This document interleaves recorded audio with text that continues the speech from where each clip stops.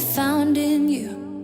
Love one another, yeah, love one another, that's what we'll do. Love one another with a love like no other that we found in you. Love one another, yeah, love one another, that's what we'll do. We're alive to love one another. We're alive with love like no other. We're alive, we're sisters and brothers. We're alive to love one another.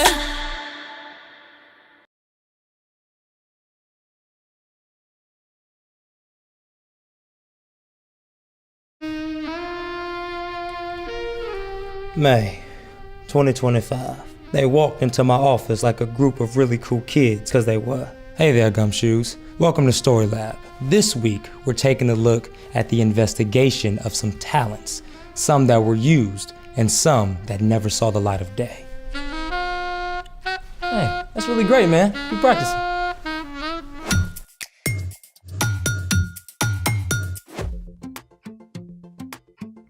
Hey guys, welcome to Story Lab. I'm Sebastian. And I'm Carter. This month, we're talking about what it looks like to love God by keeping our eyes open for ways to do God's work. I said keep your eyes open. Are you okay, man? Yeah. No, I just think there's something just a bit wrong with my eyes, and everything's just a bit blurry, and it's been really kind of hard to read lately. Well, that's not good. Quick, how many fingers am I holding up? 3? Ooh, man, something really is wrong. I did spend 36 hours just straight watching old black and white detective films. You know, film noir. You dirty rat. I knew I couldn't trust you. 36 hours? Hey, man, those are really good films. No wonder your eyes are out of whack. Luckily for you, I know a little something about eyes. You see, the eye is made of many parts. There's the white part, called the sclera. There's the cornea, which helps the eye focus, and then the iris and pupil, which control how much light gets in. Right, so how do I fix my eyes? Well, normally, when people have trouble with their eyes, they get glasses, like me. However, I think I have a quick solution to your problem. Okay then, let's make it. Today, we're gonna make our very own water magnifying glass. Now, detectives use magnifying glasses to get a closer look at the evidence, but we'll be using it for a different purpose. To start, you need a plastic 2-liter bottle, a marker and something to draw a circle with, a pair of scissors, and some water. Step 1, draw out a medium-sized circle on the bottle. Step 2, use scissors to cut out the circle. And remember, always get an adult's help when using sharp objects. Let me help you. You sure? Yeah. Oh, okay.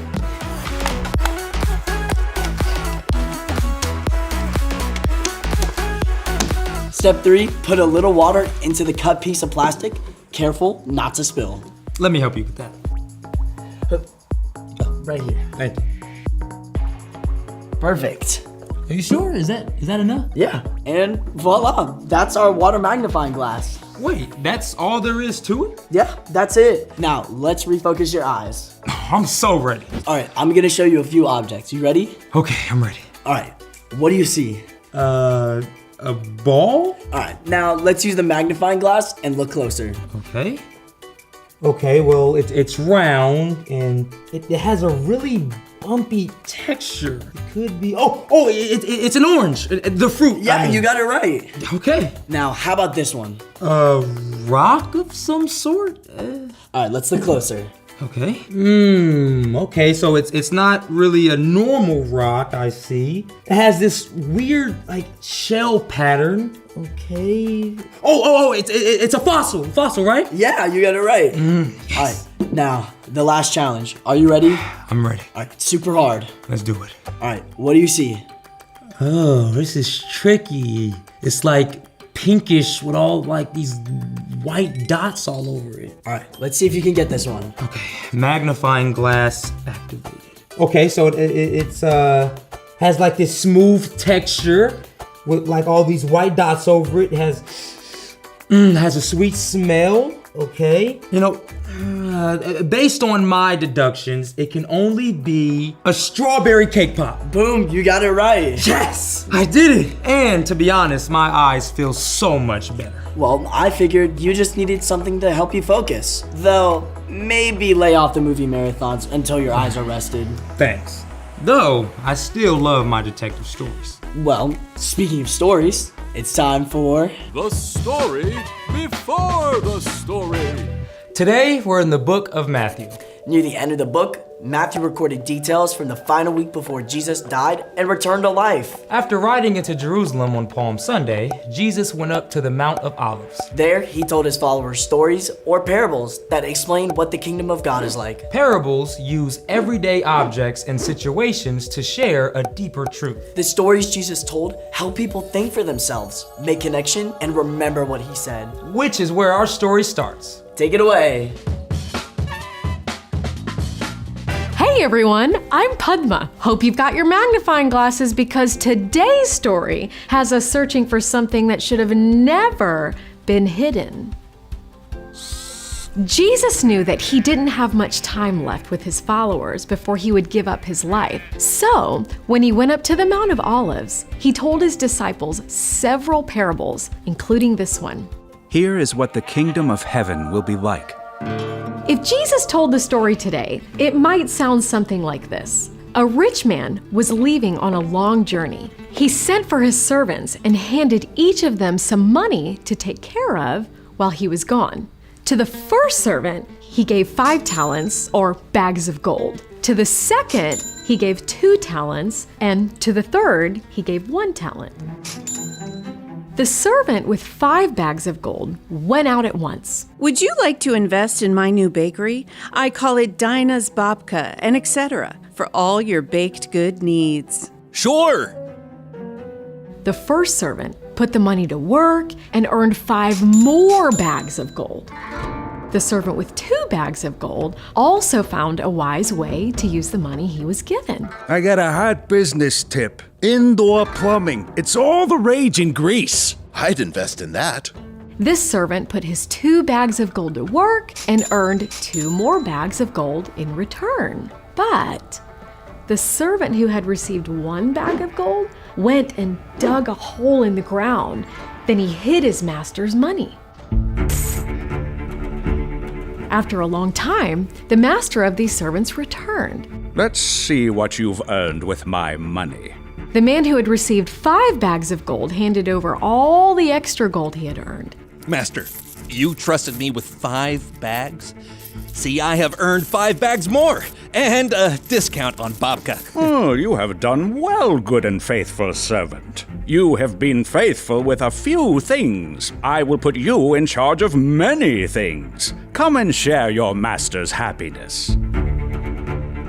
The man with 2 bags of gold handed over what he had earned. Master, you trusted me with 2 bags of gold. See, I earned 2 bags more. Also, we're this close to having an indoor bathroom. You have done well, good and faithful servant. You too come and share your master's happiness. Then it was the third servant's turn. He clutched the bag of gold he had dug up from the backyard. Master, I knew that you are a hard man. You harvest where you didn't plant, gather crops where you never sowed seed. I was afraid, so I went and hid your gold in the ground. See, here is what belongs to you. The third servant did not get the response he was looking for. You lazy servant. So you knew that I harvest where I didn't plant and gather where I didn't sow? Well then, you should have put my money in the bank. When I returned, I would have received it back with interest. Take the bag of gold from this man and give it to my servant with 10 bags of gold. No, I thought I was playing it safe. Everyone who has will be given more. And what about anyone who doesn't have? Even what they have will be taken away from them. Throw that worthless servant out.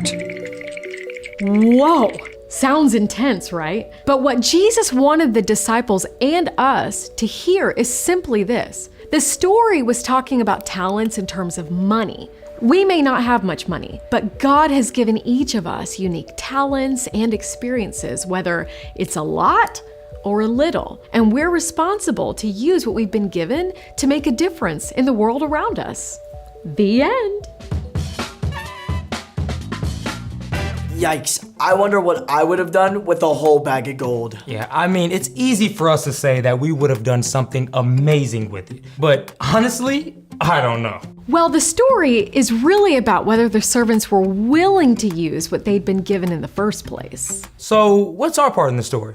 God has given each one of us different gifts, whether it's our talents, time, life experiences, or even our stuff. And God wants to help us make good use of those things, but it takes initiative. An initiative is seeing what needs to be done and doing it. So how do we put that all into practice? Well, the first step is to figure out what gifts you have. If you're not sure, ask a parent or friend or grown-up who knows you well. Oh, if you're good at math, you could help a friend with their homework. Or if you're good at drawing, you could draw somebody a card and brighten up their day. Yeah. Exactly. It doesn't have to be a big thing. It could be small. People have told me that I'm a pretty good listener. Not sure that's a talent. Being a good listener is huge. Taking time to listen to someone's story can truly make their day, and it might even turn out that one of the gifts you have to use is something hard you've been through. Like if you had to start out at a new school, you know what it feels like. Yeah, so if a new kid shows up in your class, you know how they feel and what they might need. You got it. No matter how much or how little you think you have, there's always a way to use it to share God's love with others. Thanks, Padma. Thanks. Until next time! So, here's the thing. Look for ways to use what you've been given. Whether it's a skill at art, math, sports, being a good friend, or just about anything. Speaking of being a good friend, I made us a little treat. Wow. I have never seen noir cake pops before. Stick with me, kid. I'll show you a whole new world, you see? Thanks for joining us in the Story Lab. See you next time. So, noir movie marathon? You just had one. Fine, then give me back the cake pops. No. Okay, what about one movie? This kid's a tricky one, you see?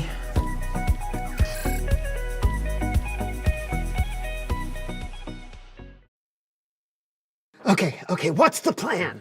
It's an escape box? Yeah, that's right. It's like an escape room, but in a box. Oh, okay. Yeah. So don't we need like clues or something? Yeah, they gotta be around here somewhere. Okay. Just look around. All right. Well, Watch okay, out, sorry. now. Ow. You know, you have sharp elbows. Don't. Okay. There it Okay. is. Oh, here we go. We found it. All right. Whoopsie daisy. A box making you scrunch? All you gotta do is give it a A punch. Give it a punch. Oh, yeah. Okay. Well, here goes nothing. Oh. Okay. There's no switches or anything. Okay. Okay. Here goes. Next clue. Still stuck? You better think quick. Take your foot and give it a. Ooh. Oh, yeah. Oh, there you go. Okay. All right. Okay. Okay, now what? It says, what rhymes with retreat? This mess is scary. Retreat. This mess is scary. Retreat. This mess is scary. Retreat. This mess is. Oh, repeat as necessary. Oh, yes. Okay. Ah!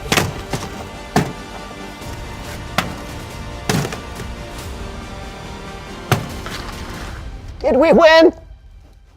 Is there somebody else in here?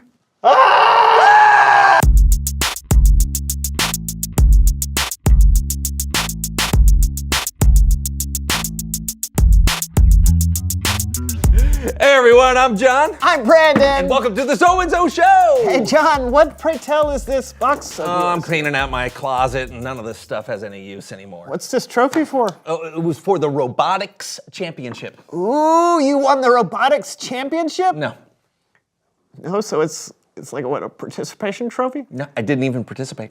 Oh, Why do you have this trophy? I don't know. What's that? Oh, this is a wire that Brutus chewed through. You're right. This is a box of useless junk. Yep. Did someone say corned beef?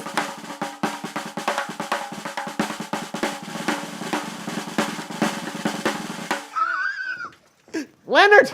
Welcome. Did you say corned beef? I don't think so. Okay. Hey, we weren't expecting you today, Leonard, but since you're here, tell everyone who you are and what you know. My name is Leonard Fortescue, and I, along with my good friend Camilla here, am a professional metal detectorist. Hot dog! Where'd you find the roach deterrent? I'm sorry, what? It's a roach deterrent. Here, hold this. Now, be careful with Camilla. She's very sensitive. I haven't seen one of these since I was at the Whisper Willow summer camp. They gave me one for doing the best belly flop of the high dive. I got a scar and everything. You want to see it? No. Nope, we're good. That's a trophy, Leonard. Why do you keep calling it a... It's a roach deterrent. Roach deterrent. Well, I don't have much use for trophies, but a roach deterrent? Hey, picture this. You got a roach that's in your pantry. It's time to eat that pack of brownie mix you've been saving for your Aunt Berness's birthday party. And right there, right when it's about to climb into the box, wham! Roach deterred. Okay, I thought it was just, a normal trophy. I didn't know it was I say that's just it. Sometimes a thing may seem useless, but when you really look at it, you can find ways to use it. It's like that old saying, there's treasure in the trash heap. Here, let Camilla show you what I mean. All right, I'm gonna got it set for treasure here. Get around. Ooh, hang on, she's picking up something. She is picking up, something. Hot molasses and gravy. Look at all this treasure. like what? This. A flat soccer ball? No, this is a multi-purpose spherical substructure. What? Here. Oh, okay. Look at these. Oh. Yeah, those are my old CDs. Oh, yeah. CDs, or compact discs, were how people used to listen to music. Mm-hmm. These fellas have definitely spent a considerable amount of time on the floorboard of someone's car. Yeah. I'm guessing a 91 Bronco? Red. Yeah. See what I mean? They're all scratched, useless. You put your saliva on them. No, they're not useless. They're just not CDs anymore. They're MDRs. MD... Multi-directional reflectors. I mean, they are reflective, but I don't see... Did someone say chilies? Chilies? I have never seen this size of adhesive mold in my entire life. Adhesive mold? No. It's my gum collection from when I chewed and collected a piece of gum every day of 1987. Well, it is a big dried out, but hang on. Oh, yeah, see? It softens right up. Yeah. A little crunchy in the back, but you know what? I have an idea. Here, hand me that pillowcase. Okay. Yeah. Okay, now, we'll just put some of these multi-directional reflectors into this pillowcase. You see, I found a lot of times people don't realize how they can use what they've been given. Yeah. Sometimes it's more obvious than a blinking sign telling you that there's jalapeno pudding. All right, roach deterrent. Whoa, okay. But sometimes you have to really look for what you can do with what you have. I'm gonna flip it over there. Ooh, I hear it jangling. Yeah, okay. Now, grab a piece and start chewing. Oh, no. Yep. Hey, okay. Ooh. Okay. Oh, here we go. All right. Now, this requires a bit of creativity and a lot of initiative. Okay. See, I take the gum, stick it right there. Now hand me one of those pieces of the reflector of the MDR. There we go. And see, you put it right there. What are you guys doing? Yeah. Stick it on. And then we take another piece and we put it there. All right. Okay. Okay. Sure. Now grab it. Keep going. We got a lot of work to do. And Walla Walla, Washington, a homemade disco ball. That is incredible. That's great. I know, right? Leonard, thank you so much for reminding us that there are lots of ways to use what we've been given. Oh, we haven't used it yet. Lights and music. Yeah.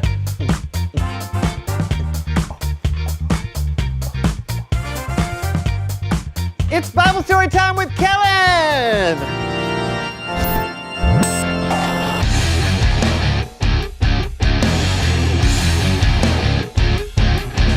Hey, Kellen. Hey, how's it going? Hey, pretty good. Leonard just gave us some creative ideas on how to use what we've been given. That is awesome. And I think it will fit great with today's Bible story. I would love your help telling it. Absolutely. Awesome. Then let's get ready for another edition of Human Head Puppet Theater.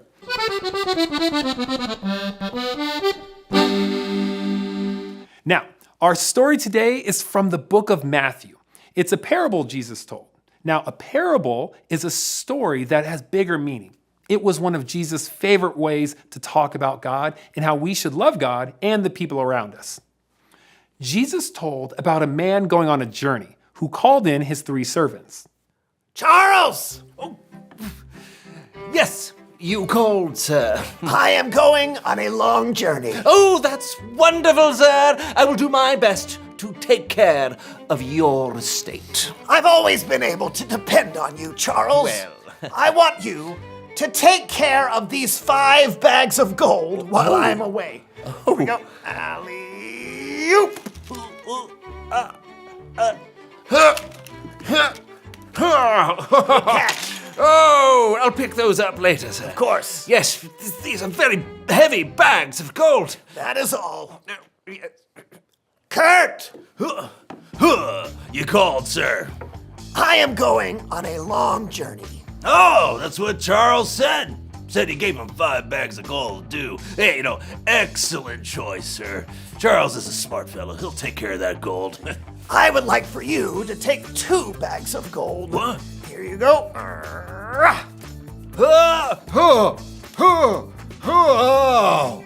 Woohoo! Huzzah! Have a good trip, sir. Frank! Did you call me? Yes. Frank, I'm leaving on a long journey. What? Why? How long? What for? Was it something I said? Was it Charles? Frank, I need you to take care of this 1 bag of gold. Is this a trick? No, Frank. I'm putting you in charge of this 1 bag of gold. Oh. Alley-oop. Ow! I'm gonna catch it. Wait. Now. Hold on to it. Okay. I now leave for my journey. What am I supposed to do with this? 1 bag of gold.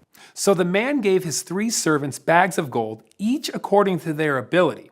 Now, let's imagine what might have happened. 5 bags of gold.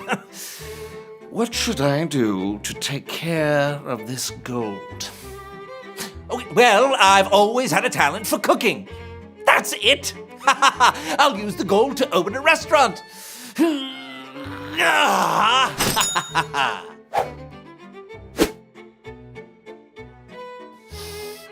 I need someone to run this falafel to table 6. Reuben! Yes, chef. Where are those sandwiches? Yes, chef. We're going to have another record-breaking day, team. Oh, I wonder how we're doing.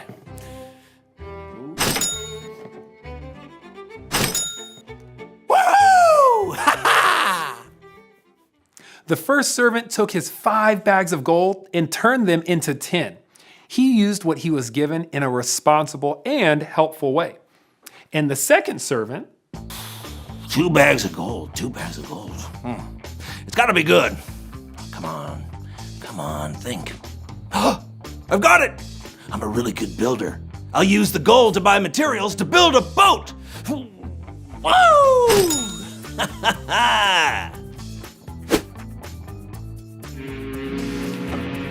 Whoa! I built that thing fast. Hey, everybody! New boat for sale. Only 4 bags of gold. I'll take it. Yeah! Woohoo! the second servant took those 2 bags of gold and turned them into 2 more. Now, let's see what the last servant did and if they took initiative as well. I cannot lose this bag of gold. What to do? What to do? I'll bury it. I can't go wrong with that.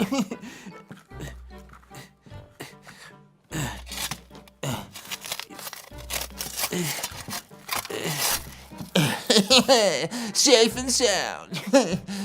Now what's for lunch? Okay, so the final servant didn't do anything with his gold except bury it. He hid it. Sometime later, the man came back from his journey to find out what his servants did with what they were given. Phew, that was a long journey. Charles, what did you do with the 5 bags of gold I left you? Well, sir, here are your 5 bags of gold.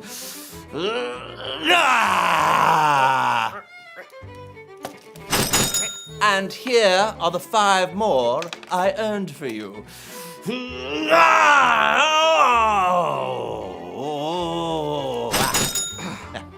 Well done, good and faithful servant. You have been faithful with a few things. I will put you in charge of many things. Thank you, sir. Goodbye. Kurt! Welcome home, sir. I used the 2 bags of gold you gave me. And I earned 2 more.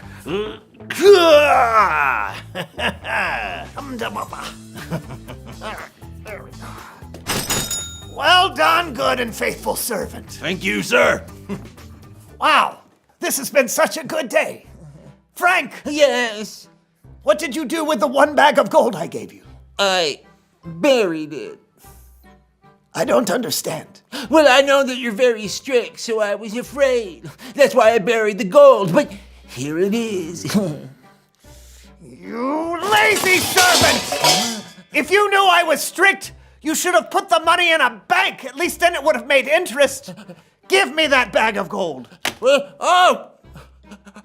I'm giving this one to Charles. Woohoo! Away! Oh, okay.